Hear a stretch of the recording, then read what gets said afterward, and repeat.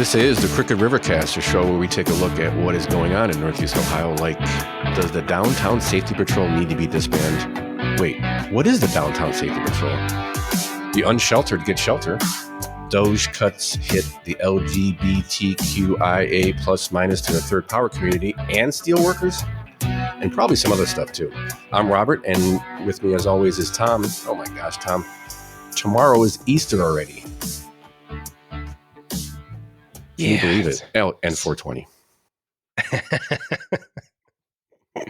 As I was reminded by a coworker. Both. I was reminded by a coworker, get high and eat ham. So this week, I thought I'd bring up. I did a nice drive through our beautiful state this week, and I do this often. And it just with our little show that we got going on here, it just made me reflect on how, it's just a great state. It's beautiful. There's a lot of stuff going on. Definitely a lot of orange barrels, which we'll touch on a little bit later.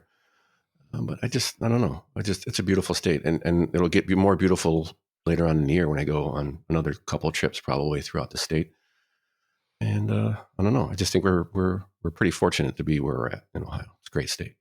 So start with that for the week. How are you doing? Sounds good. How you doing? I'm doing well. Good. It's just getting ready for Easter. Yesterday we went to a fish fry at the Fire 45, which was pretty darn good. And where's that at? Fire 45? That's close by. It's in North Royalton on 82. Broadview Heights. I'm not sure. Mm-hmm. I think it's North Royalton. Yeah, that was the last time for the fish fry this season. Last fish fry. It was my first time at the Fire 45, and I got to say I was impressed. Good. I'll have to keep it in mind. Fire 45. All right. So we got some stuff going on this week in the great state of Ohio, Northeast Ohio. I think my biggest little can of worms I think it opened up this week was the Cuyahoga County Council calling for a ban on the Downtown Safety Patrol. What's a safety patrol? Yeah, that's kind of why I clicked on it. And I said, what's this? I figured it was probably some part of the Cleveland Police Department. You know what I was picturing when I first saw the headline? Do you remember that? What was that comedy with the cops years ago from the 80s and 90s? Police? Wasn't it Police Academy? Police Academy, but remember they had citizens on patrol and they called it cops? Yes. That's what I was picturing. That is not this. Oh, okay. So what is the safety patrol? It essentially is an extension of the Cuyahoga County Sheriff's Department. So Sheriff Harold Pretel, I think it is, created the Downtown Safety Patrol in late 2023. I guess during a spike in violent crime and a staff shortage in the Cleveland Police Department. Oh, he was an officer for nearly 30 years, it says. But it's been a point of contention with the Cuyahoga County Council for a couple of reasons. So what do they do? We'll get some statistics real quick. So since their inception in 23, they've confiscated 291 illegally possessed guns. 65 of those were said to be in connection with violent crimes, felonies, assaults, homicides. Deputies have also made 103 felony arrests. Here's the interesting stat to me. Conducted 4,946 traffic stops. Now, how many citations do you think you got out of 4,946 traffic stops, Tom? Take a guess. Citations? Yeah, so if you pull somebody over, you give them a ticket, citation, or... probably 4,975. 194. Oh, so they're just pulling people over to pull them over? I thought that was a very lopsided number. I didn't think it would be 4,900. I think it would be 4,943. Right. 194 tickets, or it says traffic and misdemeanor citations. It seems like they're pulling over a whole lot of people that don't really maybe need to be pulled over. Yeah. And also, I will finish off. They confiscated $197,490 tied to illegal drug sales.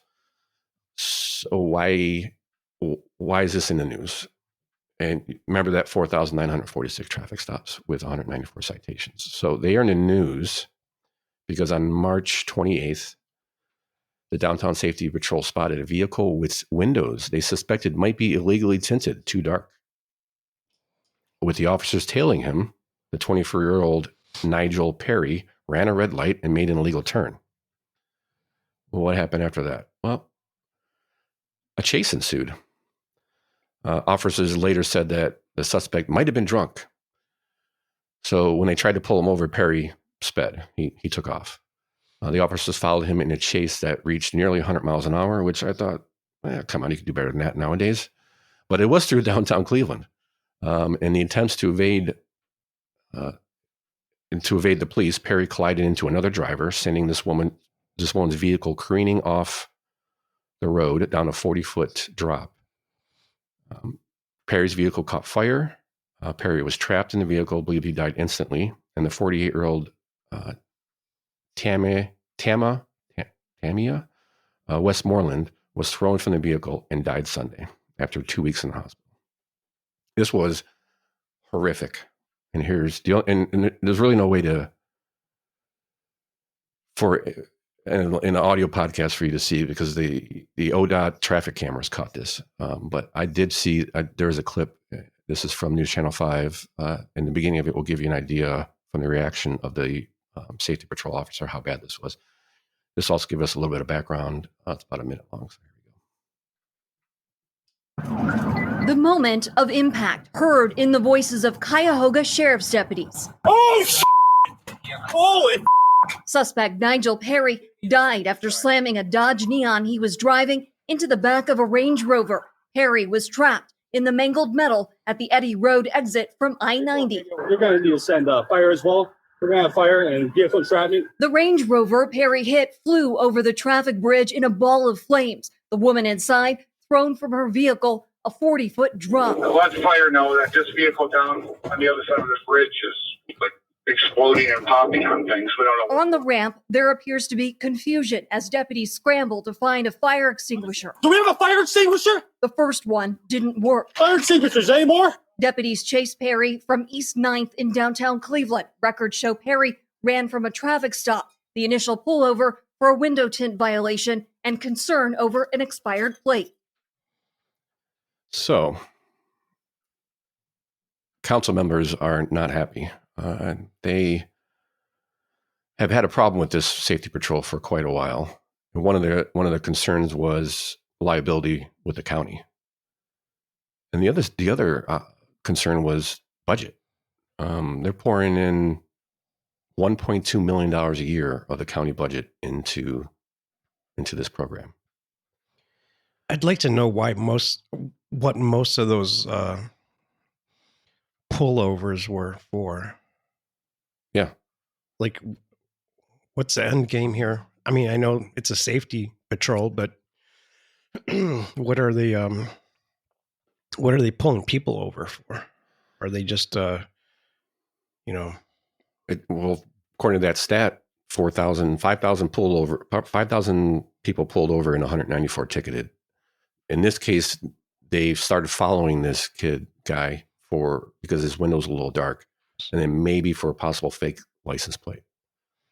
So part of the issue is if this were the Cleveland Police Department, they never would have chased him. They have a pretty strict policy of no chasing of this kind of stuff.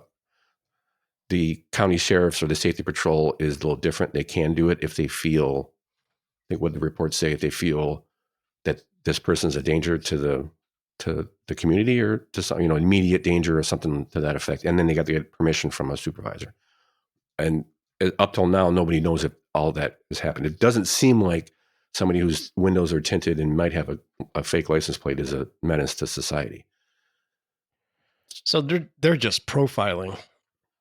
I don't see it anymore. It seems to be a case of over policing in my opinion. And this is on top of the sheriff has been advocating to expand this outside of Cleveland to the rest of the county. To me, it sounds like over policing. I get why they started it. There was a spike in crime, and then there was some staff shortages on the Cleveland Police Department. I see this as just a little bit too much for me. So, well, of course, I mean they're racial profiling or bias profiling, whatever you want to call it. they're profiling anybody. Is it profile? It's just over. I mean, I guess the same. Maybe it's a similar thing. It's over policing. They were following They're looking for a guy reason. because They're they looking for a thought reason. his windows might be over tinted. Right. You know, if you want to give him a ticket because he did something else, I'm cool with that. But you don't pull somebody over just because his windows you think they might be too dark, you know? Yeah. I would say it is profiling, just not racially profiling. It's just profiling as. No, we don't know that. There's 4,000 pullovers. Oh, that's true. No, I mean, in this case, yeah. Yeah, I mean, in this case, we don't know. They couldn't see who was in the car because he had tinted windows. They were just assuming it's somebody with tinted windows. Usually, somebody with tinted windows is A, B, and C. That's what I would think in their heads. Usually, with somebody with tinted windows, there's drugs in the car. Usually, with tinted windows, there's something they can get them for other than. So that is bias-based policing. That's not cool either. No, yeah, you know? and it's like we were saying. We're talking about the same thing. It's over policing, regardless of why, what they use. So, the council members Sonny Simon, Mike Gallagher, and Mike Hauser have proposed legislation to prohibit sheriff from spending any money on the downtown patrol. That's new. That's something they just did after this had happened. They still have yet to speak. The sheriff has yet to speak in front of county council. He was supposed to, I think he was supposed to speak this week, and there was a death in the sheriff's department, so he had to go to a funeral. So now we're going to wait another 2 weeks, I guess. So they're prohibiting. They put legislation in prohibiting the sheriff from spending any more money on the downtown patrol, which would effectively disband the unit. And it also prevents him. I got a question about this. I don't know if you can answer this, but most sheriffs in Ohio, I think, are voted on. Yes. Voted into office. Is Cuyahoga voted? Because I've never seen that vote come in. I don't see why not. Let's Cuyahoga. Yeah, you can look that up. I got a couple more little things here we can do. Oh, look. So they also want to go further with the legislation to prevent the sheriff from standing up any other similar units with different names without council's express approval. Because this was done without the council's approval. So the sheriff is in kind of, which is not necessarily a bad thing, but when you start coming up to a $1.2 million a year budget for this program, and the can of worms I just opened is, I don't know if you're aware, I just found this out through this article. So here's the paragraph. For over a year, Gallagher, who chairs the council's, this is Michael Gallagher, who chairs the council's public safety committee, has been warning about patrol's extra cost, about $1.2 million a year at the time when the county also facing a $25 million budget deficit. Did you know the county is at $25 million? They project a $25 million deficit this year? No, I had no idea. Can of worms opened. So, by the way, the sheriff is the only sheriff in Ohio that is not elected. He's appointed. By who? By the mayor, I'm sure. Or the county council. Or county council. That changed in 2010. Following a 2009 charter change that switched the selection method. And that, to me, that is BS. Yeah, it should be elected. I think maybe it had something to do with when they restructured the whole county government. I wonder if that changed then. After DeMora and stuff, all the corruption. So I started. Go ahead. Yeah, I don't have any more info than I just did a quick search, and it changed in 2010 following a 2009 charter change, and that's about all it says. But it also says that Cuyahoga County is unique in Ohio. It's the only county in Ohio that appoints their sheriff. Which is I don't even know if that's constitutional.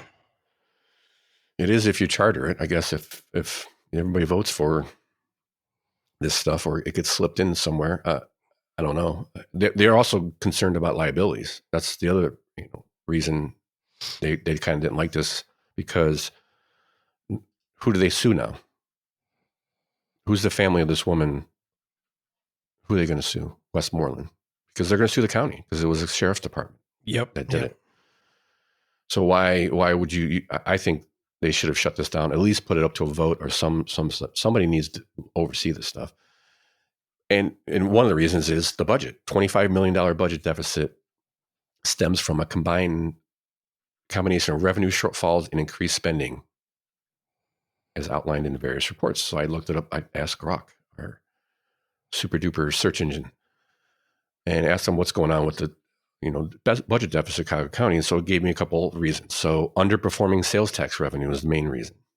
Sales tax, which accounted for over 54% of the county's general fund, has declined for the first time in recent history. In the county? In the county.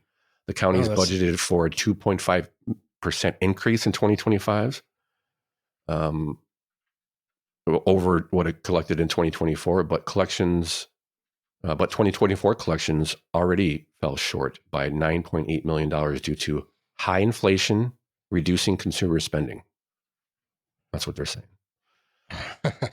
I'm calling BS on that. In some ways, yes. In some ways, no. I don't know.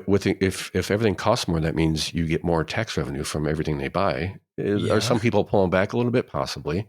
Does it balance it out? Maybe. I think the biggest thing is they over rely on sales tax, and that's a volatile. It says right here. So one of the fifth points says the county has a history of dipping. Oh no, that's not what this is.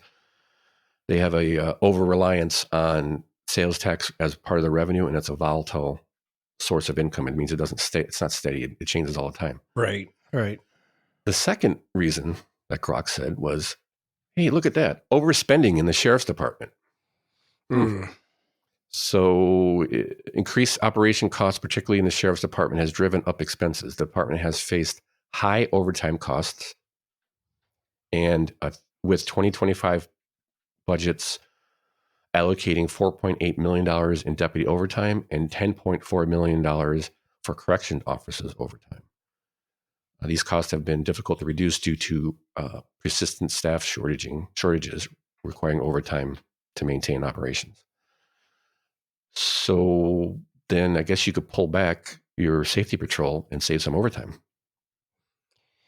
Yeah. Or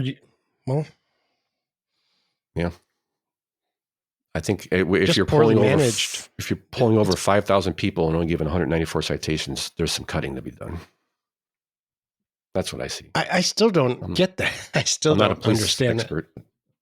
Yeah, I'm not a police expert, but I know, somebody will pull you over for, something, maybe let you, off without a citation, usually, with a little warning, or it's 50%? A helpful 50%. I don't even think it's 50%, dude.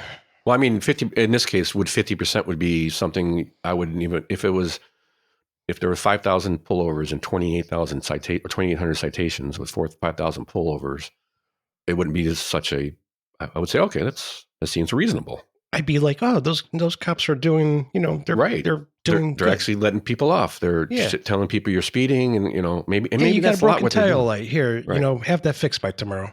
Right. But in this case, as we see, the evidence would show that maybe not. That's not what they're doing. They're trying to pull people over for tinted windows, let's say, and in this case, and try to catch them on other things. There's the profiling. Right? Yeah. Why else is the county over budget? Rising personal costs. Huh? So 2025 budget includes significant salary increases, such as non-union negotiated raises and a 2% cost of living adjustment for all employees, costing $9.8 million annually. Okay. So a 2% cost of living adjustment is not significant salary increases. So that seems like something we probably look into a little bit more. Expenses for the Board of Education, jail food contracts, and other operational needs have pushed spending to $661 million against the $636 million in revenue. Other financial pressures. The county faces additional costs, including $25 million in property tax refunds to communities for past real estate appraisal expenses, and $32 million for planning a new jail until bonds can be issued.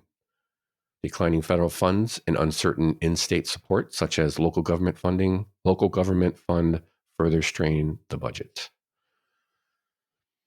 So the county has been cutting to address the deficit right here. So again, the reliance on sales tax, which is a volatile, and the inability to reduce overtime spending due to staff challenges in critical areas like sheriff's department have made the deficit worse. To address the deficit, the county is looking at implementing measures, hiring freezes, cutting overtime, reducing travel expenses, and their aim to save $16.2 million. Doubts remain about the feasibility of the savings,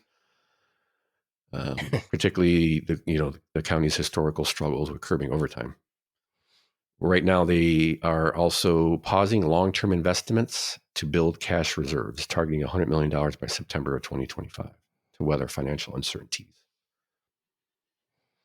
So, yeah, I think they should elect the sheriff. They should change that. He needs to be accountable. Get back to voting for a sheriff. This guy's not managing the department. No. And overtime is, I get it. There's staff shortage. You got to staff the sheriff's department. I just don't know why during this time you can still pour up $1.2 million to pull over 5,000 people and give them 200 tickets. Ridiculous. I've never on top of the horrific crash that again, the policies for the sheriff department differ from the policies of the Cleveland Police Department. Maybe they should be talking about this more and kind of be unified. There is an investigation ongoing with the crash because nobody can get a straight answer whether these guys actually had permission to chase this guy down. It doesn't seem like they would if they have to have probable cause. It's not probable cause. If they have to have a reason, like he's an imminent threat, somebody with tinted windows and a fake license plate is not necessarily an imminent threat. Right. So did they get, and the next thing is they have to get approval from the supervisor. Did they get any of that? It's unclear at this time. One reason is the sheriff has yet to stand in front of the city council. It's been 2 weeks and 2 people are dead. So we have that. Yeah. Yay. Well, and right now they're going to cut it. So it sounds like it's going to end. Good. Maybe a little too late for some people. Well, next on the schedule, the rundown. Maybe we'll bring it back up a little bit from that downer please do, story. because that was depressing. More than 150 is an interesting new term, but more than 150 unsheltered individuals now have new homes in Cleveland through the A Home for Every Neighbor initiative. What is this? Well, it's an initiative with the city of Cleveland, and let's go with the clip, have some background on it first. There's some grants going on. It's not entirely being paid for by the city of Cleveland, but they'll explain a little bit in the clip. Days out from the official start of winter, the Ohio Department of Development has announced more than $20 million in grants to combat homelessness across the state. And today, the city of Cleveland hit a major milestone, housing more than 110 people who were living on the streets. One correction. This clip is from 2024's December time, and they just updated. They're almost at 200 people now. So, okay. Matt Rascone has more from the groups behind the effort and the people who are benefiting. We saw an alarming rate of Clevelanders living on our streets in tents. Their stories vary, but their living conditions are similar. Now, the city of Cleveland is going after the homeless problem head on. This is all about meeting people where they are. And historically, we haven't had a housing first approach. Here, Abbey Road Bridge, over by the West Side Market. Daniel Schaefer says he's been living this life ever since he was laid off 3 years ago. Today, his future is brighter and warmer. It's nothing but a blessing, and I couldn't think much more of it. I think it was a blessing. It was godsend, for sure. Otherwise, I couldn't be able to do it myself. Daniel is one of at least 112 people who now have a place to call home. thanks to the city's A Home for Every Neighbor program. The program not only will get Daniel an apartment, but furniture and clothing, thanks to groups like I'm in Ministry. I don't care how you got to where you're at. It doesn't matter to me one bit. We're going to help you. After they're off the streets, each person is assigned a caseworker who connects them with resources like job training, addiction recovery, and mental health services. Well, it's certainly not just a handout, it's stabilization. I think we could really end unsheltered homelessness in the city, and that would be amazing. Unsheltered homelessness. Seems like is that an oxymoron? Isn't that like two negatives or something? Yeah. Unsheltered homeless. So good news.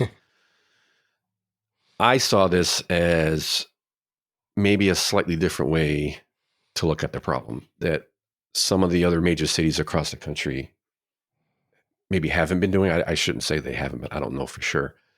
What I've seen over the news, especially the national news, is major cities, Chicago, in some cases, at some point, New York was like this, maybe not so much now. California, definitely. Austin, where they encouraged the homelessness. Right. And I will say during this clip, some things I noticed.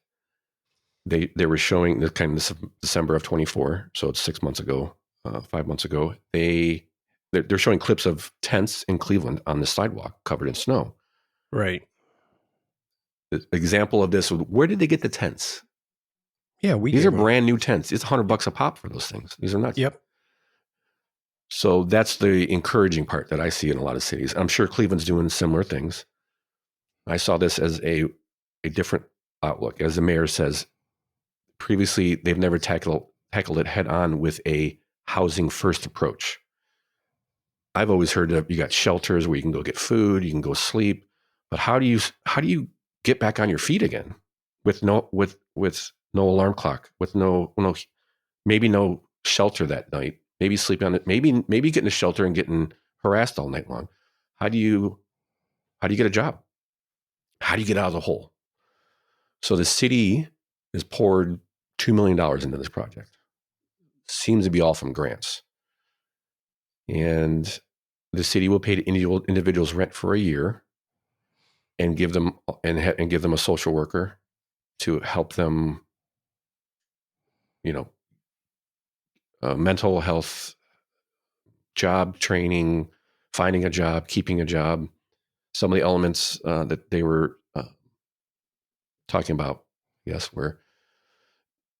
this was kind of interesting, mapping geographic areas for housing-focused outreach. So they're not just going, hey, come on and get this outreach. Come on and get this money. They're actually going and talking to people and doing some research to see what I hope is they're actually going to look at people who can actually benefit, not just blindly giving it out. Right. So I do think it's going to help some out. But I think you're also going to get some that people will fall out. They're not going to get 100%. Yeah. Somebody's got to take care of the apartments or the houses that they're renting. And, somebody's got to make sure they're getting their mental health care. Right. So they're conducting individualized needs assessment was what I was talking about. So they're not just blindly giving this to everybody. They're putting some thought behind it, sounds like. Yeah, sounds good. Some other initiatives where they're offering the landlords a signing bonus and 12 months of guaranteed rent to help incentivize partners and partnering. Go ahead. Oh, no, I was going to say 12 months is more than enough time for somebody to clean up their act and, look for a job. If they mean an apartment. If they mean well, everybody's going to have problems. Everybody's not going to have, maybe for some people, 12 months isn't long enough. So they're not going to get 100% on this. I like it's slightly different thinking. Maybe it's not that radical, I'm sure, but with the way everything is, and Cleveland's a very liberal city, it's a sanctuary city, all the other stuff, and maybe they're starting to see some of the light. Well, yeah, no, this sounds pretty good. I mean, I do think for anybody that's really looking to improve their life, that 12 months is more than enough time to get back on your feet, and it should be. Yeah. If you're doing it in earnest and you're really meaning to do it. So they're also going to partner with some service providers for mental health, employment, and transportation support. This is, again, all these important things. And providing intense case management during and after the move, which is critical. I mean, you can't just give them a house and say, here you go. You got to teach them again. I mean, some people need to be taught how to live again. I mean, you're on the streets for 4 or 5 years. I don't know. You can't imagine you're just going to hop right into it. So a home for every neighbor is the initiative. And it involves the county organizations. I want to at least give them a shout out because organizations like Northeast Ohio Coalition for the Homeless, Cleveland Meditation Center, Frontline Services, Westside Catholic Center, and then the one they mentioned in the clip, which is the I'm the Ministry, and also an organization called Safe Spaces. Sounds good things. Yeah. Yeah. Sounds real good. I figure we do a lot of ripping on Cleveland, so maybe we should occasionally give them. Yeah, usually I don't give them some props. Usually I kind of rip on the whole homeless, trying to help the homeless thing because it's usually a farce of what they're doing. But this sounds pretty good. I'm impressed. They're not just throwing money down a hole; they're actually putting some thought and focusing it. I did not expect to be impressed, like you said, when I clicked on the article. Maybe it's because somebody's not being put in charge of by the city to do this. It sounds like it's more of a. What's an outreach? I mean, you have all these other groups that know what they're doing. So right. They do this all the time, and they do it on a budget. And their salaries don't depend on this lasting forever. We are giving broad brushes to all these groups. We've not looked into any of them. I would, I'm just giving some grace to them to say they're not complete corrupt like the county or the city. Right. Maybe a little bit less at least. Yeah. So the good news, I like to see it, and getting people off the streets. It helps the city. It helps the people. Obviously, it helps the city. It helps tourism. I'm not going downtown if there's tents on the sidewalks. Just not. So. Yeah. Who wants to do that? Who wants to start a business if there's tents downtown? Who wants to do anything? Let's not get to a point where San Francisco literally has to pay. They have a budget for poop control in their budget. Yeah, they have an app. A year. Yeah. They have an app to report human feces on the sidewalk. So let's not get there. Yeah. Let's not wait till it gets that bad of a problem. Well, hopefully, with the weather here, so we kind of prevents some of that anyway. A little bit, yeah. All right, and so good news on that. Easter good news, let's put it that way. Next would be, we had talked about last week, issue 2, and you had some questions, and I had some questions like, what the hell is it? What does it really mean? So I got a little clip. I did a little follow-up, and we'll get some background on it so we know what we're doing here. Here we go. This is Channel 3 News. Last clip for the homeless was WKYC Channel 3 News as well. Got a few from this week. Here's another one from Channel 3, issue 2. What is it? Well, the May primary is around the corner, and the biggest issue on the statewide ballot is issue 2. Yeah, it's something you'll need to know about. The constitutional amendment would allow the state to issue bonds in order to fund public infrastructure improvements. If passed, it would provide $2.5 billion over 10 years. Doug Petcash from our sister station in Columbus reports. One of the measures they're voting on is the statewide ballot issue 2. It would authorize the state to issue $250 million worth of bonds per year for projects involving roads and bridges, water treatment plants, stormwater and sewer systems, and solid waste disposal facilities. Municipalities apply for low-interest loans and grants through the State Capital Improvement Program. To ensure that our local government and municipalities have the critical resources that they need. Democratic State Senator Herschel Craig co-sponsored the bipartisan legislation to get the measure on the ballot. He says the State Capital Improvement Program is critical as Central Ohio grows dramatically in the next decade. All around the state, these are critical projects that helps our state, our families and our children, our workforce be able to move back and forth to work to make sure that happens timely and effectively. How will it affect people's taxes if it's approved? Well, thank you for raising that question. Yes, thank you. The good news is it does not raise taxes. Joan Johnston and Robin Jones voted yes. If you've driven around Ohio, you can tell we're very outdated on our highways. The way these roads are, they need to be fixed bad. So I'm all for it. So that's what it is. So you do know they did mention low interest loans, also taking advantage of low interest loans through the state. That's part of the program too. What was glaringly missing from that report, unlike the school budget reports that we were hearing all last week about cuts to an increase, if this does not pass, this will be a cut to the budget for roads. This is what was glaringly missing from that whole report is we've been doing this for 25 years. This is nothing new. This is just a renewal of it and an increase of $50 million.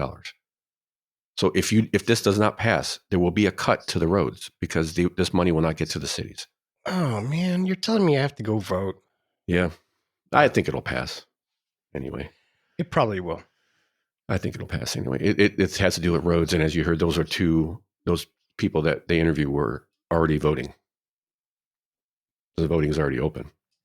Right. So it's not an increase, as the Democrats said, which is shocking. A Democrat would say, I'm just kidding, but any politician would say this is not an increase. I think we need it, and if you have driven around the state, you can tell we need it, especially up here north in Cleveland. The roads suck. So $2.5 million is a 10-year deal. So $250 million every year for the next 10 years.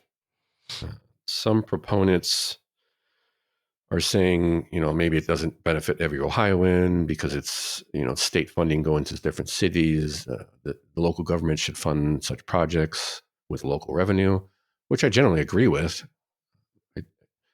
So I also said, what's $250 million?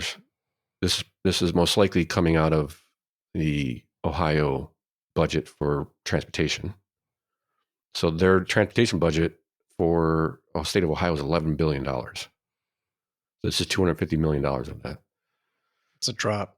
It's a drop, but it's needed. I mean, yep. And it's not for every project in the city. If the city has to do a bridge and they may have to wait another 5 years before they can do it. In this case, they can get it done a little sooner. Does this mean they're going to fix the pothole that I hit every day on 90? Most likely, no. I was driving down one street the other day, and it was horrible. It's like I was driving down, Baghdad after we bombed it, but I saw brand new. I mean, there's potholes everywhere. Like the line that crack in the asphalt, and then it turns into a big pothole every 20 feet. Yeah, they patched a little patch here, and then 10 feet up, a little patch here. I mean, there's huge holes next to all the cold patch they put in, but I'm thinking, what made them patch that and not that? So there's plenty of potholes that need to be filled. So I don't think cutting the transportation, cutting the budget to fix roads is what we need right now. Right.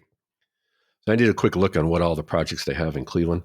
Thought maybe we could talk about some construction projects. And I said, no, there's way too many. So just on a grand 40,000 foot view, the statewide scope for infrastructure projects this year, they have 38 initiatives costing over $10 million.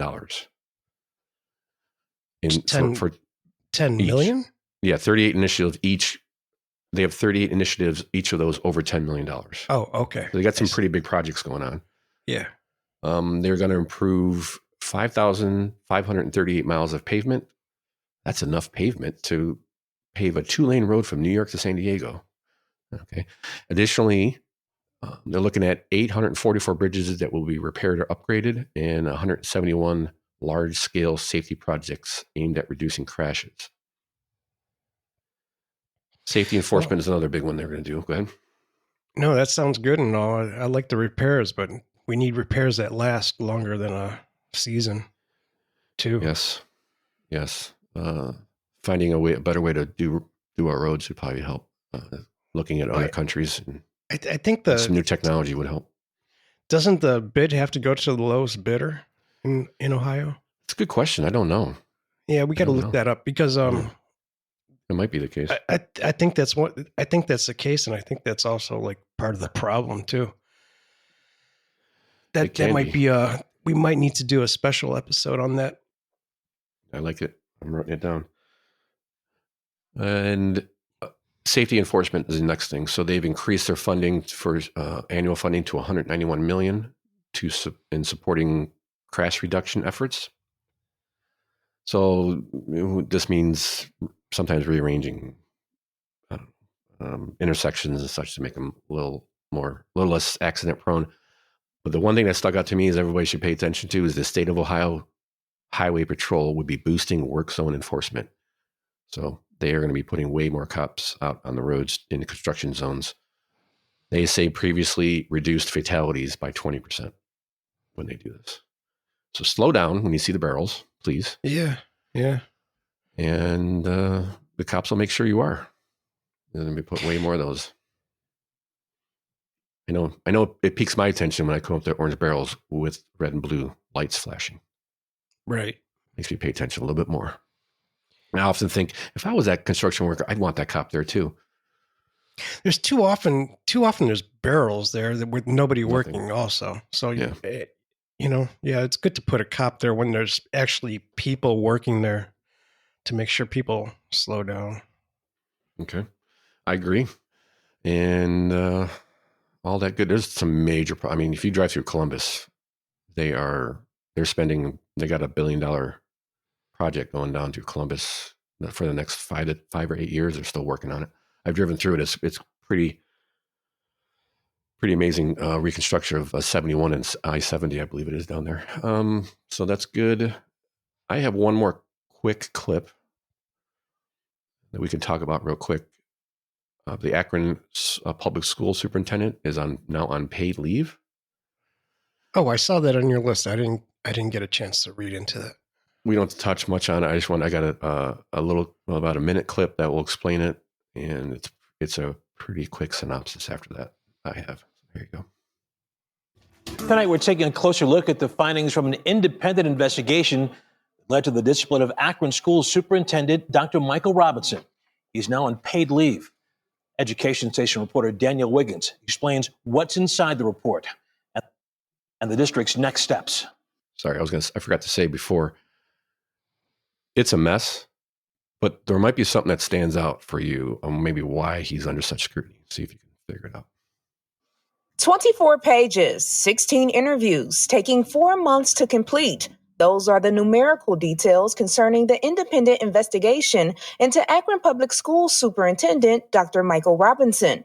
The results confirming a number of accusations of bullying, harassment, and retaliation against the controversial superintendent. According to the report, Robinson blatantly retaliated against the chief of the Diversity, Equity, and Inclusion Department under the guise of district restructuring. He gave a formal notice to the DEI chief announcing the elimination of the position and the suspension of their contract. Robinson offered this employee a position 3 levels lower than chief, but allowed their pay to stay the same. Investigators say the chief has a relationship with a board member critical of Robinson. So, did you catch it? So maybe because he went after DEI, they're maybe a little extra critical on him. Yeah, I was thinking the guy should get a raise. Bottom line is the school board is a mess right now. Somebody needs to step up and fix this. I'm reminded of a Limp Bizkit tune. This is all about the he said, she said BS. And that's what this really is. Teachers unions filing complaints about hidden emails from superintendent. He's using some Google where you can schedule emails to disappear out of your inbox. And teachers union is kind of complaining that that's not. The superintendent says that the emails disappear out of your box. They're still in the county backup or the files for the county or for the school board rather. So there's all kinds of mess. And people of Akron, God bless you because you need some help. Keep an eye on it. Yeah. And those are the big ones, I think. I mean, I see you have some stories in your lineup that I'd like to touch on. Which ones would you like to try first? Rokana visiting Cleveland. Yes. Yes, we got let me pull it up here real quick. He seems to be Why is he coming to Cleveland? I don't We know. got a California congressman visiting Cleveland, talking at the City Club of Cleveland. He's a progressive from Silicon Valley in California. And he wants to reconnect voters to the Democratic Party. And I got a clip here I'll play. What we need in this country is a new economic patriotism, not a second Gilded Age. That's part of the reason Ro Khanna, a progressive congressman from Silicon Valley, came to Cleveland to talk about the future of the Democratic Party. A speech carried nationally on C-SPAN, sharing the economic message that he told me his party should be selling to Ohio voters, a lot of them former Democrats who voted for President Trump. Here is our vision on the economy. Here's how we're going to create more manufacturing jobs. Here's how we're going to create higher paychecks for folks, give people more stock ownership. Here's how we're going to invest in communities like Lorraine and Jefferson in Ohio. I'd like to see a Marshall Plan, a program used to rebuild Europe after World War II, for the American economy. Combine the technology of Silicon Valley with the industrial might of the Ohio Valley. Senator Bernie Moreno told me the White House is doing this through the tariffs that he believes will drive manufacturing back to America, back to Ohio. At the end of this process, America's going to come out stronger and healthier. And I think President Trump said it right. We're going to rebuild this country with American hands, with American heart, and with American pride. Kind of disagrees. Senator Moreno knows better. He used to be a car dealer. Come on. He knows what's going to happen with these tariffs. The prices are going to go up. Taking on Republicans is nothing Khanna shies away from. Vice President J.D. Vance frequently on the receiving end of his jabs, the two getting into a social media dust-up in February. Possible preview, then, of a future presidential showdown? City Club of Cleveland has a long history of place that people come to test the waters, in a sense. Are you looking at 2028? Would you rule it out? Of course, what I'd love is for everyone to adopt my economic patriotism. Whoever wants to run in the future, take my platform. This is, I think, what's going to bring this country together. And Cleveland Club has a history of when you give an important speech, people pay attention. And so I'm hoping that people will read the remarks and that this becomes part of the national conversation. But you won't rule it out. You never rule out anything in life. Be careful. He sounds like a Republican. Economic patriotism. Kind of like what? Make America great again? Yeah. He's America first, maybe? America first? Or is that already taken? He wants to use the Marshall Plan that we used in Europe. What? I Huh? just The Marshall wanted Plan to bring was. this. Oh my gosh! Yeah, go ahead. Yeah, no, this is not good. But I just wanted to bring it up because I think he's putting his feet in the water to test or testing the waters to see if he could run in 2028. Definitely. That's quite obvious. Yeah, through that whole and thing. he's slimy. I mean, if you ask me, I get what he's saying. I just don't know how you contrast that with. Oh, he's got no plan. Yeah, it's literally what the Republicans and Trump has been saying forever. It's we got to bring all these back, and I don't think. And when these people get elected, such as this guy, what's his name, Ro Khanna. Yeah, they talk about bringing jobs back, making America stronger, and when they get in the office, they keep doing the same things over and over again. What we're currently seeing is now that President Trump's in office, things are actually happening. People don't maybe not like it, but something's happening, right? In the past, this guy like this would get in. We want to bring jobs back, bring jobs back, and they what do? They lead the tariffs. They let the foreign countries put the tariffs on. They let China increase the tariffs. They let Europe increase tariffs, but we're not allowed to have any tariffs. Exactly. So you can run your mouth all you want. But what you're going to be going up against is a guy, J.D. Vance, who sat on, who saw the guy who could do it, who actually had action. So be careful. Yep. Yeah, this is going to be a tough. This is going to be a tough hill for him to climb. I didn't realize he grew up in Philadelphia and his wife is from Cleveland. He got married at the Severance Hall in 2015. So he might have been might have had a visit here with family and tried to work in a speech here at the City Club. Interesting. Yeah. Interesting. All right. Well, I keep an eye on that one. The campaign starts already. Yay. Yep. Yeah, we're about I don't know, 6 months, but yeah, people are testing the waters. I don't know if I wouldn't call it campaigning, but he's definitely testing the waters. Okay. Yeah. That should be an interesting one. What else you got? We got, what do you want to go to next? Back to that. I mean, for a second here, Yeah. you know, the one thing is that there isn't really a Democrat that's, he might be doing this because there isn't a single Democrat that I can think of that's capable of running in 2028 at this point. Right. I don't see anybody. It's got a long time to get there. Yeah. So, but I mean, you know, people are pushing Bernie Sanders and AOC at this point. And that's just, you know, they're astroturfing that. Yeah, that's ridiculous. Other than, I think AOC can do a pretty good job as somebody that helps somebody run, but she can't run. She's an empty vessel.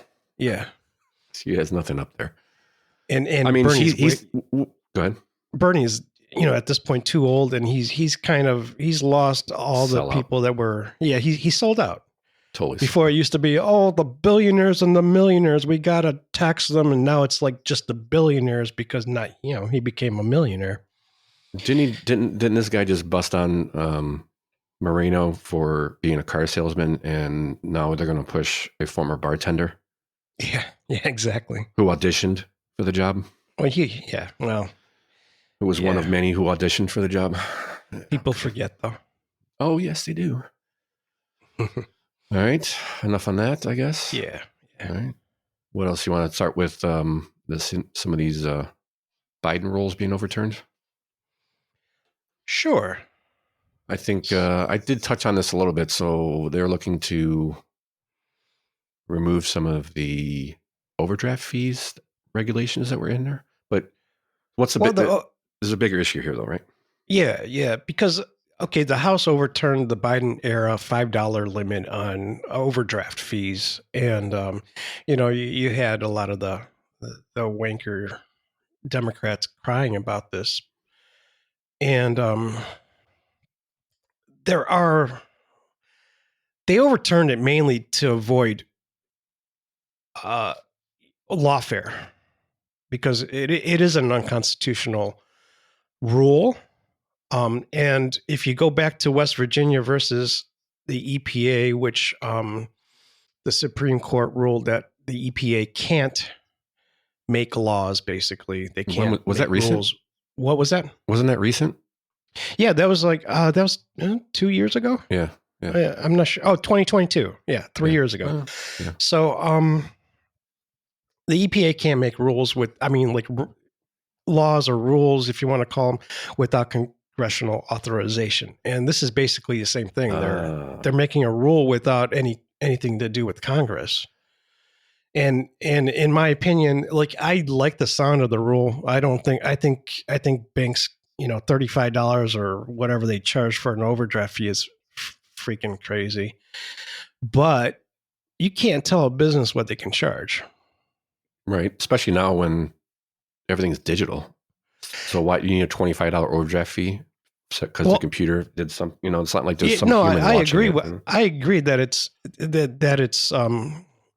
they're overcharging, but you can't tell a business that they can't. You can't tell a business what to charge. You know what I mean? They can if they pass a law. They could. We do it all the time. We do it in Ohio with power companies. You could, but I go back to I personally think this is going back to you can go back to Obama bailing out the banks, and the big banks eating up the small banks by buying them, and now you have very few banks, so you have very few banks competing. Yep. So they can charge whatever they want, and if you want to regulate that, fine, but you got to pass a law on that, not a rule. So this goes back to what I think happens a lot, and it's been happening. I've seen it, 10, 15 years. Congress does pass a law, but the law is vague, and the law states that let's say in this case, I believe this was in the EPA case, here's this law, we're going to carbon emissions, and the EPA gets to make the rules. So Congress passes a law and transfers and sends their power to an agency, which is not the way it's supposed to be. The law is supposed to be drafted to tell the agency what they can and can't do. And in a lot of these cases, it's just the Congress passing a law giving the agency the permission to do whatever they want, which is complete crap. That's not how it's a cop out for Congress. They don't want to. The EPA or there's a congressional group or caucus, whatever, that does bank regulations, and so they're giving them the power and taking away all of the negative press off of Congress. So EPA, right? They're a bunch of cowards. Congress is cowards, and they're a lazy bunch of folks. So they don't want to do their jobs. True, I do agree on that. I think we did pass up a story though. We didn't even talk about the DOGE cancellations. Oh, we can get to that. That's cool. Yeah, let's stop. We'll get right to that. Yeah. Just to touch on that, a judge just scrapped the U.S. rule capping credit card late fees at $8, which I think just goes back to this overturning of Biden rule. They're trying to avoid lawfare. Yeah, the banks were set to start suing. So on that's the what other they're hand, avoiding there. On the other hand, a large part of bank revenue is overdraft fees, or it used to be until this law. Not their interest rates? Jesus Christ. Well, the interest rates, yes, but I do remember some of this coming across and hearing some of the stats. I mean, there was hundreds and hundreds of millions of dollars every year just in overdraft and service fees of any kind.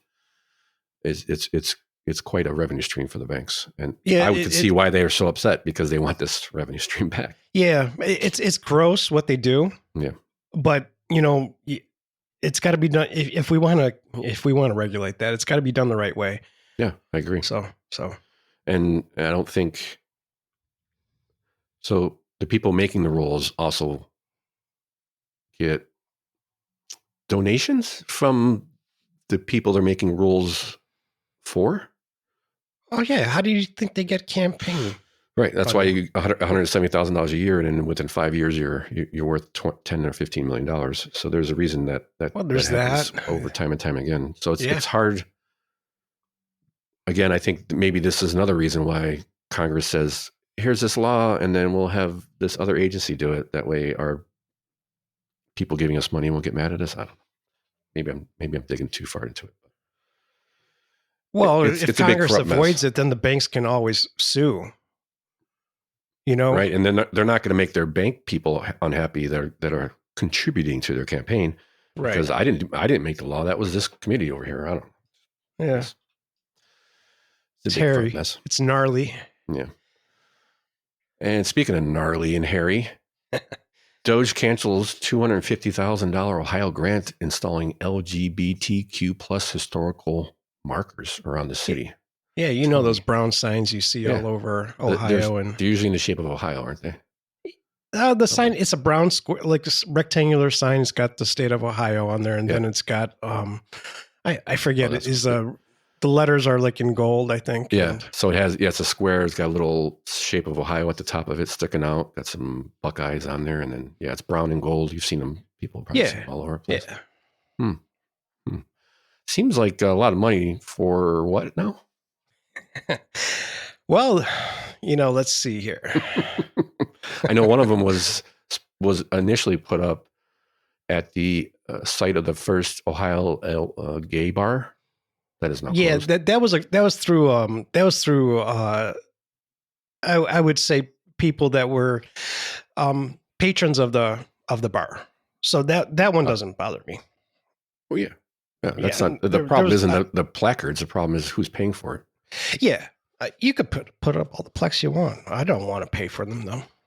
So DOGE canceled $25 million worth of funds that were awarded by the Institute of Museum and Library Services. an Ohio grant worth nearly $250,000 for historical LGBTQ plus landmarkers has been canceled by DOGE. And I think there's some people in an uproar about it. Ohio History Connection received nearly $250,000 federal grant in 2022 to fund marking diverse Ohio projects. Guess how many signs that paid for? 50. 10. How many have been put up? None. Okay. It never got started. So they got the grant in 2022. It is now 2023. I'm halfway through. And where's this? So they haven't got the money yet? I guess they didn't get it. They were awarded it, but they didn't get it. They didn't start it, at least. So go ahead. Well, that's my thinking. Did they get this money in 2022 and it's been 3 years with no placards up? Where's the money going to? Or did they not even get the money? Staff members and participants have to be trained in cultural competency and trauma-informed care to support this work. I mean, I don't understand why this is. Where's the one they had the one bar? Yeah, so Ohio's first and longest running lesbian bar once stood. That's one of the first placards that wasn't paid for by this. It was paid for by Prototype for Making Diverse Ohio History Connection, like you were saying, put up the sign in June of 23, honoring Summit Station in Columbus University District as one of the first lesbian pubs in the nation that welcomed patrons for nearly 4 decades. Okay. They closed down. They closed down in 2009 or something like that. They've been closed for a while. Carpet. But where's there was some initiative that they had, maybe this is it. No, that's the trauma enforced. Yeah. So trauma enforced. So they have to be trained to take care of anybody who's been traumatized. Okay. Oh, here it is. So they're first installed near the Dayton Metro Library in 2009. There's only one in Central Ohio. The first was installed the Metro Library in 2009 to commemorate Ohio's natural-born Natalie Clifford Barney, a lesbian writer who hosted a literary salon in Paris. Whoa. Definitely need a placard for that person. Yeah, I didn't make a bullet point on that. I forgot to. Yeah, so there's one. Stalling to pull it up because it was pretty funny. The second was placed on West 28th Street to honor LGBT civil rights movement near the Lesbian Gay Community Service Center. Didn't even know we had one of those. Okay, again, put up all the placards you want, but why does it have to be funded by the government? Why did my tax dollars have to fund it? Isn't there some rich gay people that can help you out? We're no longer funding it, so it's a good thing. And here's another good one that was cut. There was $265,000 for Queens College in New York. It's not Ohio, but I thought this was funny. Why BIPOC teens read Japanese comic books? Okay, so there's $140,000 going to the University of South California. Wait. I got to know. Did they find out? Oh, they cut it. They cut it. Oh, DOGE! Sorry. There was $140,000 going to the University of South Carolina to create safe spaces for LGBTQIA plus individuals in libraries. There was $6.7 million for California State Library to enhance equitable library programs. Huh. Here's my favorite one. And I don't know how I feel about this, but they slashed an Ohio State professor's grant worth nearly $700,000 that was studying the link between cannabis use disorder and LGBTQ plus women. Yes, people. What happens when gay people smoke weed? They get more gay? I don't know. Probably very similar to what heterosexual people smoke weed. They get lazy. They start eating Cheetos and they fall asleep. Yeah. I mean, it just screams corruption. Who? Somebody said, I need a job. Let me think. Here's a way. It's ridiculous. I'm kind of jealous because like why can't I just figure out some kind of study to? Where's my cut of the corruption? Yes, like yeah, $700,000 to study the link of cannabis use disorder. $700,000. Holy cow! I mean, all you gotta do is go buy a bag, twist up a doobie, and smoke it with your gay friend, and then that costs $700,000. That's some really good weed, man. Really good weed. Then again, this guy might have been a genius. If it's a guy, they're just saying professors. Oh yeah. So let's see. Give me $700,000. Now I can just smoke weed with LGBTQ women, and maybe he's focusing on lipstick lesbians and seeing if they can convert. Oh my goodness. Oh my goodness. That's some. So, like I said in the opening, what else is DOGE cutting? It's not just the LGBTQIA plus carry to 3 over to the third power. It's also steel workers. Yep. So you had one rundown about a steel mill in JD Vance's former. Yeah, Middletown, Ohio. This is a little out of our area, but it's near Cincinnati. $500 million was slated for Cleveland Cliffs to upgrade the old furnaces.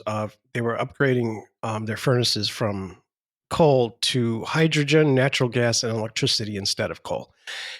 And another $75 million was awarded to the company for a similar project in Pennsylvania too. So that was cut by DOGE, and they don't really give a reason. It's just a cut. DOGE is just doing cuts. So this is not a final decision.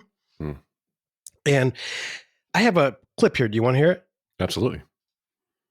Shoot.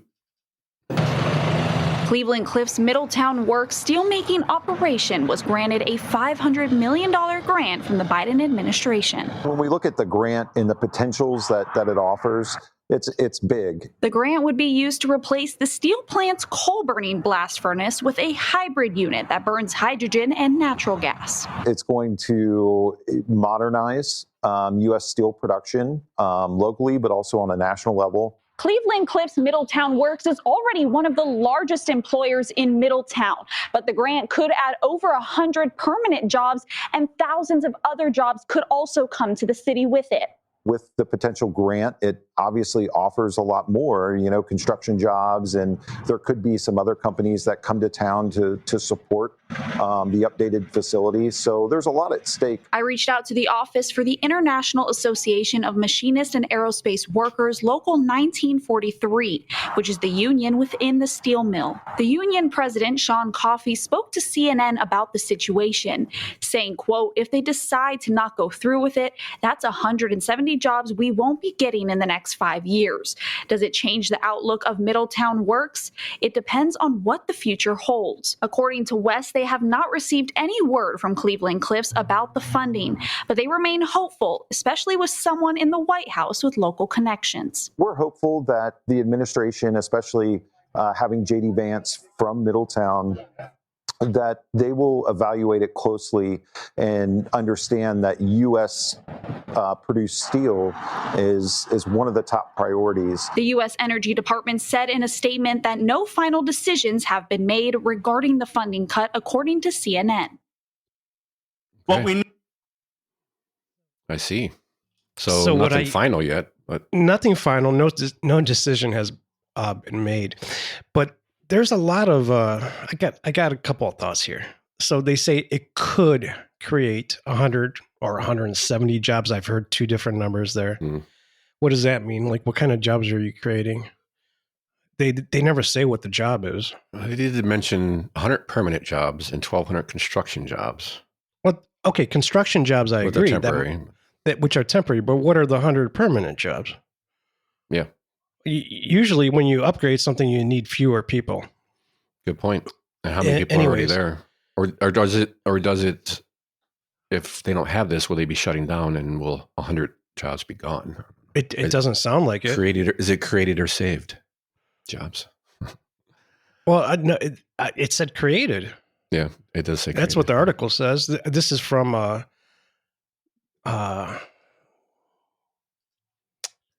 who wrote this? I'm looking at BBC. Channel 4, WCPO, Channel 4 in Columbus or Cincinnati. Cincinnati, it looks like. Yeah. So this. So my question is, why does Cleveland Cliffs need welfare from the government to put a new furnace in? They don't make enough money to borrow. Or they can't borrow the money and invest it like every other company does.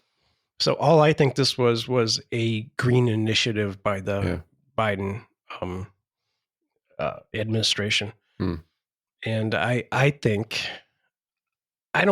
the final decision has been made. I think it's cut because Trump is all about the beautiful coal, clean coal. Beautiful, clean coal, baby. Yeah. Got to say, you can't say coal without saying beautiful, clean. It's a law now. No, I'm just kidding. Which I think is fine. I think, I know these places have to upgrade and all that stuff, but they need to do it on their own. And Trump's not going to cut any jobs in coal because of something like this. If the federal government is forcing you to upgrade your current furnace that is working fine, I could see why the company would say, then give me some money. Right. You're forcing me to spend this money. At least give me some of it. So that there's part of it, and that's probably what this is. We've seen this, and if you've driven around and for example, when you drive down the Shoreway in Cleveland, you're coming across the lake. Say you're coming from the east side of Cleveland along the Shoreway to downtown. There's a big, huge hole along the Shoreway where a coal-fired power plant used to be that they tore down because of, I would assume, some of the same regulations. First Energy decided it's more cost-effective to tear it down and take that power and buy it from somebody else than it is to refit these coal-fired furnaces. So they put the regulations so high. And getting new furnaces, I think most of the cost is in regulations too. So yeah. So this will come back. They're not gonna. Yeah. And if they don't, it's not like doesn't say the plant's going to shut down. They're just not going to have the extra jobs and the new furnace. Yep. I'd also assume the new furnace would probably make them more efficient, meaning more cost effective. It's a new furnace. But at whose expense? True. Oh, they're going to reap the rewards and get most of it paid for by the federal government. No, they should pay for it. Yeah. themselves. Is steel going to get cheaper from them? No, actually not. It's going to go up because they can. All right. That's good. I like that. I like the fact that it's nothing definite because I don't want to see any steel mills shut down at this point. We got enough of them. We need more. We need more of them. Yeah. Yep. And, I could see possibly some help if this increases output and lowers costs. Maybe some help from the federal government. I could see possibly. Mm-hmm. All right, good on that. Yeah. All right. Next, Ohio e-check is changing. Oh yeah, I've been hearing about this for a while. Yeah, we've heard about it all the time, though. I think about 20 years I've been hearing this. Yes. What's the dealio? I did catch a little bit. A clip or a news report on this, and they want to go with like some honor-based thing or something.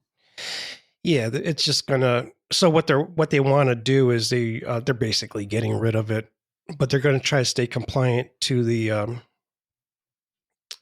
federal enforcement of clean air, I guess. But currently, I didn't know this, and it makes sense. But only 7 counties in Ohio have it. And yes. We're lucky to be one of them, but I guess that's based on population, I'm assuming. But what they're doing is they want to possibly self-certify without visiting e-check centers. So I think they would I bet it would just become a thing when you go renew your plates that you would just check a box kind of like you do with insurance. Mm-hmm. And yes. that your car is compliant or doesn't have the e-check light on. Yeah, and if this is long overdue. what they want to do is they want to save, because it costs Ohio $11 to $12 million a year to do this. So you want to cut that. And the thing is, the cars nowadays really don't emit, they don't emit as much pollution as they used to. And the older cars are disappearing. So there's less of that to worry about. Yeah, I'm trying to find, 7 out of the 88 counties have an e-check. Some Ohioans, especially in affected counties, view e-check as inconvenient, costly, or outdated, given improved vehicle technology. Some call it a scam and a waste of time. It is at this point. I got this info from News Channel 5, by the way. And the funniest thing about this article was this does not have to be approved by the EPA. And then the next line, I think it said something like Ohio is working with the EPA. So I don't know what the thing is there, but I am hopeful, and I think the Ohio Republicans are hopeful that this will pass, just because Lee Zeldin is the head of the EPA now. He's the director of the EPA. Supposedly, since 2020, the Ohio House Republicans have put in a couple of resolutions. I think the most recent was House Resolution 56. They've passed resolutions urging Congress to eliminate e-check. Urging. Yeah. Arguing it's burdensome and less effective, less effective than with modern car designs, which have reduced emissions by 71% since 1996. However, the EPA and environmental advocates emphasize e-check rollout to maintain air quality. Yeah, I bet you there are some people disappointed with this, though. Oh yeah. Oh yeah. The auto repair shops. What I was trying to do a quick check, is I could have sworn I heard something years ago that the only reason we still have this is because there's an ongoing contract with a company.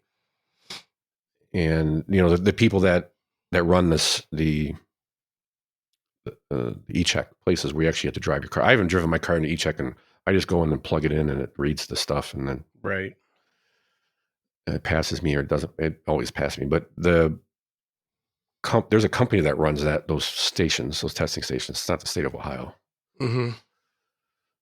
For some reason, I heard that that's one of the reasons why it's still on, because we had an ongoing contract, and after that, they were going to give it. Doesn't appear that way. I guess. Yeah, it's not in this article, at least. Yeah. So. All right, that's good. What else you got? Anything else you feel like you need? We got a shooter's renovation on the west side of the bank. I heard they're renovating it they're going to renovate it with machine guns. That's what I heard. No? Excuse me. Yeah, Machine Gun Kelly is. Machine Gun. I thought it was a weird way to renovate it. Was machine? He's guns. part owner of the shooters on the river. Is it called? I forget what it's called. But they're changing the name to Shooters Yacht Club. And I think every Gen Xer and Boomer probably knows this place. That's in the Cleveland area. Mm-hmm. And they're having, it's a $1 million renovation. It's 38 years old. It's expected to take 4 months. So in early August, it should be open. It's kind of cool. It's cool, except for the whole, they're trying to call it a yacht club. Seems Isn't there a strip club right across the parking lot? Pardon me? Isn't there a strip club across the parking lot over there? Is it still there? I don't know. It used to be called Tiffany's. Is it still called Tiffany's? I don't know. I would imagine that would be if the last thing to leave the flats would probably be the nudie bar, because it probably gets the most people. I don't even know if that's there yet. It might not be. I don't know. I'm just saying. It's a 15,000 square foot 2-level space in a 50,000 square foot sugar warehouse. I've been there many times. Yeah. Yeah, my dad used to work there. My dad used to work there, really? Security years and years ago. I was probably 10 or 12. And he used to do security down there on shooters. Oh, no kidding. Yeah, Thomas Flynn is the director of construction. He's for Beechwood-based Turn Dev. he oversaw the demolition of the interior too, which was about a $50,000 project to demolish that. It's leased from Nautica Entertainment, which also owns the Powerhouse, Jacobs Pavilion, and Lady Caroline's cruise ships, which I'm not familiar with. I think they basically own that whole section over there. The Yeah, Powerhouse, I think which has the comedy club and stuff in it, and like a piano, dueling piano, or at least they did. I'm sure it's changed. And then they got, I didn't know they owned all that too. And Machine Gun Kelly, whose name now is MGK, I guess. How does a douche become more of a douche? Well, he owns on the east side of the bank. He owns the 27 Club, Club Coffee. It's called, and it opened in 2020, and it's a nod to the big six that died at the age of 27: Kurt Cobain, Hendrix, Brian Jones, Janis Joplin, Jim Morrison, and Amy Winehouse, which is kind of that's kind of cool. That's kind of cool. I want to stop in there to see if they have any type of memorabilia there. Makes me want to go down there and see what it's all about, because those are yeah. And it's funny because the first time I ever heard I heard the name Machine Gun Kelly. I was at my barber. That barber was talking with one of the patrons there, and they're talking about Machine Gun Kelly, a rapper from Cleveland. I'm like, I never heard of this guy. This is probably, I don't know, right around the 5 years ago, 6 years ago. I never heard of the guy. Yeah. I'm old, and right there with you. I'm listening to them. I'm like, Machine Gun Kelly, man, that's a great name. And then I looked him up and listened to him, and I was like, oh, I was disappointed. Not your type, huh? Not your style. No, not really. And then he came out with a punk album, which kind of like a punk rock album, which punk doesn't mean, it's not a style of music. It's an attitude. I don't think he's really punk. He's kind of a. You can't just go from one album to the other. You can't just go from one album to the other and go he's punk. He's changed styles a couple of times, and he's talented. I'm not going to say he's not. He married Megan Fox, which is kind of cool. Oh, he just stepped him up a couple notches. Yeah. But I just saw the movie Subservience with Megan Fox. Have you seen that? It's on Netflix. No. I recommend it. It's pretty good. It's she plays so this guy's wife is sick and he needs help around the house. He has a little daughter, and she plays a humanoid, a robot. Oh, so it's like this super hot robot, and she becomes aware, let's say. So it gets confusing for the guy. Because naturally, the housemaid should always be a super hot robot. What could go wrong? Yes. So the movie's plot is, it's kind of generic, but it's actually, she does a really good job, which is it was a perfect role for her, and her and Machine Gun Kelly make a perfect couple.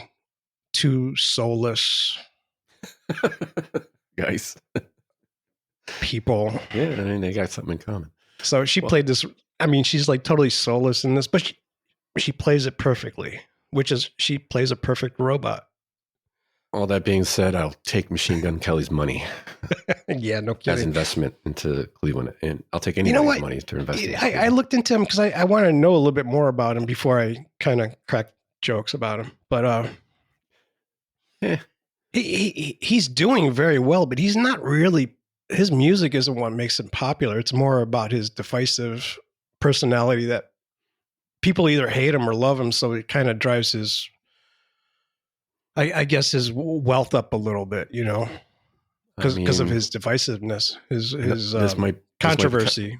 This might be controversial, but somebody else is like that in the music industry. Taylor Swift. I think I give her lots of kudos, not necessarily because of her talent, because of her marketing skills. I think she's talented, but when I watch her dance, I need to smoke something to calm me down because it's like so retarded. Well, that's yes. Again, to my point is I think a lot of her popularity, maybe similar to Machine Gun Kelly, is the way she the way she talks to her fans, the way she used social media, especially early on. I think that's a lot of her popularity is because of that. And it snowballs. And maybe he's trying to do the same thing. just on a different, like Taylor Swift was all very, let's be nice to my Swifties and this and that. Maybe he's trying to, because he's got a different persona and all that stuff. But it's the way to go. It's not necessarily the most, not necessarily the most talented or the best music that gets out there. It's what gets out there is what sticks. It never really has been. It's always been about that. It's just I think it's more I think social media kind of brings that out a lot more than it used to. I mean, we didn't have social media before, right? So. And it was pushed. The same thing was pushed by big corporations or producers and music companies were doing it. Where now it's the individuals are more and more doing it. Yep.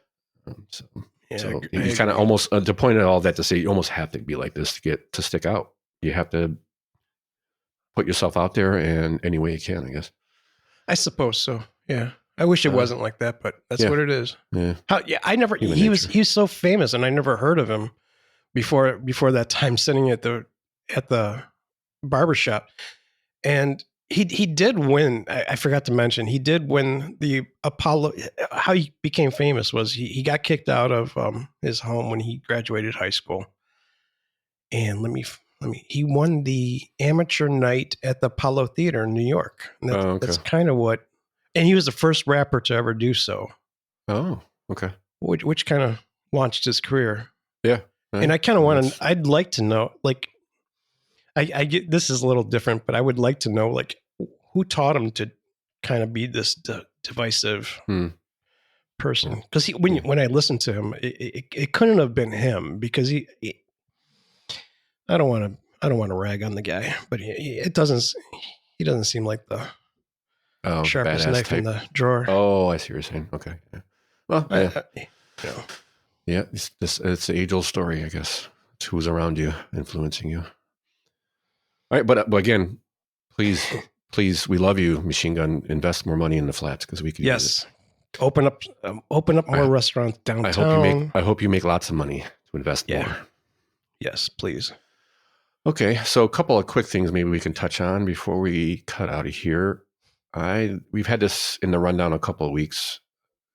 Cleveland is getting a women's soccer team. People, maybe something. This is a heads up for people. Maybe I think they finalized. They found one, right? They found one. They have a team. They shot first for the professional women's league, and I think Colorado got it or Denver or somebody got it. So what the city of Cleveland's gotten is the league below that. So it's a minor league of women's soccer, right? So all more power to you. The only issue I see real quick is they still don't have funding for the stadium that they want to build. Outdoor stadium. They have a spot for it. And they found a location for it? They found a location for it. Okay. It is basically, it's just outside of downtown. It's kind of in the flats. It's like I-90, when you get off I-90 and 9th Street and you go around the curve, you come out, it's going to be right in that area down there. And you're talking about, because the Coliseum is going to be across the street from Jacobs Field or whatever, the Progressive Field. So this is going to be the facility where they practice and train. Coliseum? What Coliseum? Well, they're not Coliseum. I don't know what you want to call it. The stadium field. That's what I'm talking about. It's going to be across from Jacobs Field. So it's kind of like down in that lower area because like across from Jacobs Field is a big bridge basically. When you go in front of Tower City, and if you look to your left as you're going, if Jacobs Field's on your right, on the left is basically a bridge. Underneath there's parking for some stuff, and it's going to be kind of down in that area. Okay, so they're going to have their training facility and their stadium all in one? As far as I know, yes. Okay, because it sounded like another article I read, it sounded like it was going to be two different facilities. Could be. I could have had that wrong. Yeah, these are again, these are stories that we have touched on, and we just want to give you guys a heads up. So I'm not sure. My biggest, when I read the article, when I skimmed through the article, the biggest thing I took away from it was they're still looking for a $50 million investment for the stadium. Right. They have yet to do that. And to me, it tied in with the whole Browns thing because they're trying to get money from the state, from the county, from the city. And so are the Browns. And then you got the Bengals, all these sports teams. It looks like a cool idea. I'm just not sure. I don't know. I guess there's a market for it. I don't know. there's a growing market. They keep telling me there's a growing market for it, but I don't know. But check that out. It's something maybe as it gets closer, if they start having some funding, we could touch on it, because it is nice. Some nice more development in the downtown area, which is great. We kind of touched a little bit on this about the parental social media consent law. And they put on a injunction earlier this year or late 2024. Well, the quick heads up is the judge just apparently struck it down. So that last year's law that has been struck down and is not in play. So they can't enforce it. They can't enforce it, but the state of Ohio is going to try again. That's the bottom line. Yeah. What else? Anything else you want to touch on real quick? I got this clip here that I think people should hear, because it gave me a good laugh. Okay.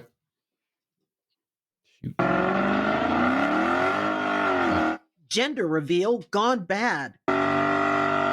Because just as Andrew Soliday started spinning his tires, leaving a cloud of smoke behind, Kenton police were on the scene, and they didn't see pink or blue, they saw red. Of course they did. Oh, son of a...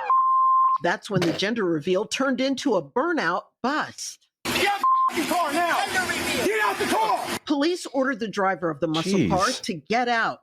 Andrew Soliday was immediately placed in handcuffs. Can I explain? No! I'm sorry. They just called me and asked me to come for a gender reveal. I mean, I understand why they stopped. They saw the smoke. But once they pulled up and my hands are out the window and the grandmother and mother and everyone and me is telling them it's a gender reveal, to run up on me with guns out and treat me like that was just crazy to me. It was for a gender reveal is all we were doing. As the grandmother of the couple having the gender reveal on Lawrence Road Northeast in Canton tried to explain to officers what they were doing, police did say they were sorry and not trying to ruin the moment. We're used to dealing with people that are doing burnouts and running from us. All right. Yeah. That's why we don't know what's going on. That's why we're getting out with guns blazing. But the expectant couple, who, by the way, will welcome a little boy in August, feels Soliday deserves a personal apology from...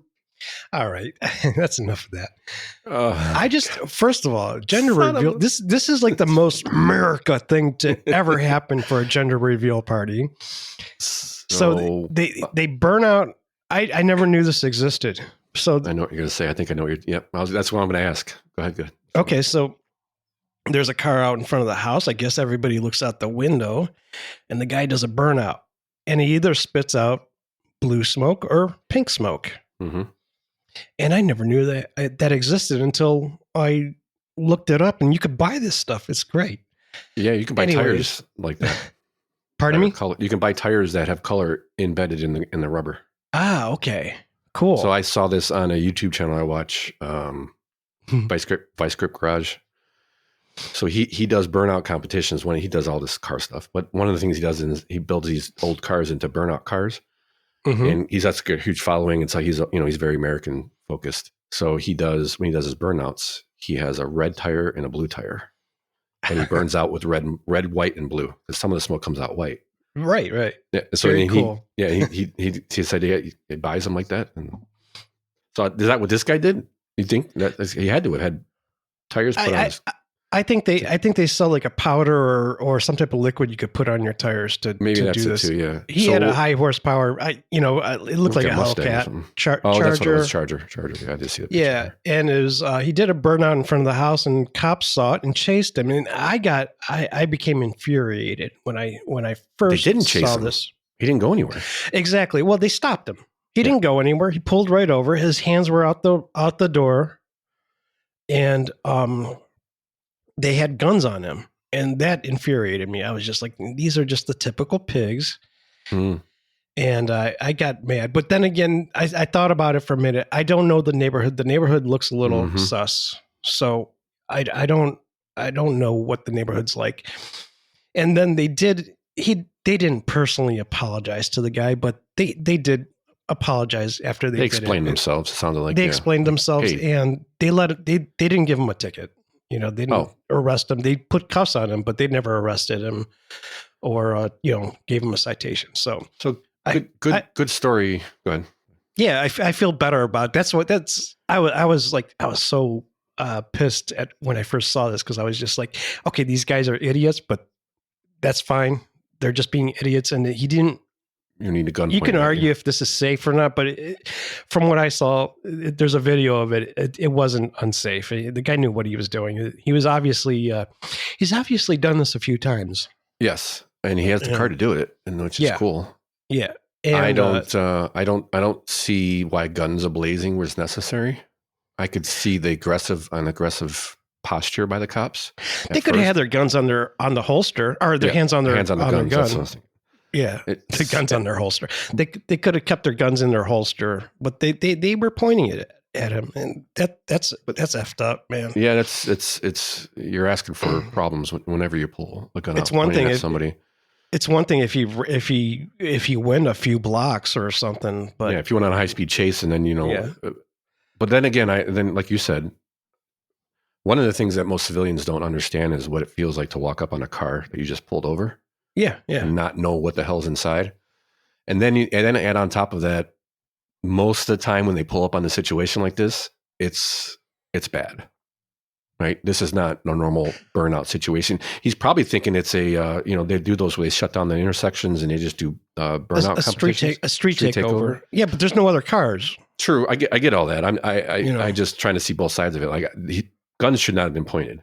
Because some of the comments on the video, this is just a YouTube clip from channel 19, I believe. And some of the comments were like, well, this is what happens when there's street takeovers and stuff. I'm like, there's no street takeover. There's no people there. It's just one car doing a burnout. Yeah. And there's blue smoke. You got to sit there. If you're an officer, you got to sit there. Well, what the? Thank you. Maybe you don't know what that means, but I was going to ask what color. What was the reveal? I mean, was it a boy or girl? I got to know. It was blue smoke as a boy. Right. America, another boy. We need more boys. America. Yeah. I just always have to stress preconceived notions by humans. We all have them. And when you're a police officer and all you are surrounded by is the crap of society, you get chips on it. You get a pre-existing. I mean, he already had. It sounds like they already had a idea what they thought this was. Probably because time and time again, when they come up to somebody, they don't get that. I'm sorry, with my hands out the window. Right. They get a slightly different attitude. So it's not an excuse. It is just it's human nature. So people, I try to keep that in mind. Like I'm not a cop. I was upset when I first heard the cops did that, and then when I paid attention to the neighborhood a little bit more, I wouldn't call it a bad neighborhood, but it's definitely a neighborhood that's got some problems. But that's yeah. Be careful. Just even a gender reveal and get you shot. Okay. Do something cooler like fireworks or something. Then what would happen? Then the cops would show up, guns blazing. Anyway, I'm just kidding. Well, I've seen there's plenty of fail videos for gender reveal when it comes to fireworks where they blows up in their face and stuff. Oh, Those are always good fail videos. Okay, I think we hit all the big ones. I think I'm satisfied. How about you? I'm good. I think next week we'll have another show. And we're going to try to hit some more stories, maybe follow up on a few more that we touched on today and see if there are any updates. I think if you're good, I'm good. Let's wrap it up. Yep. All right. Well, we will talk to everybody next week. Have a good week. Happy Easter. Happy Easter.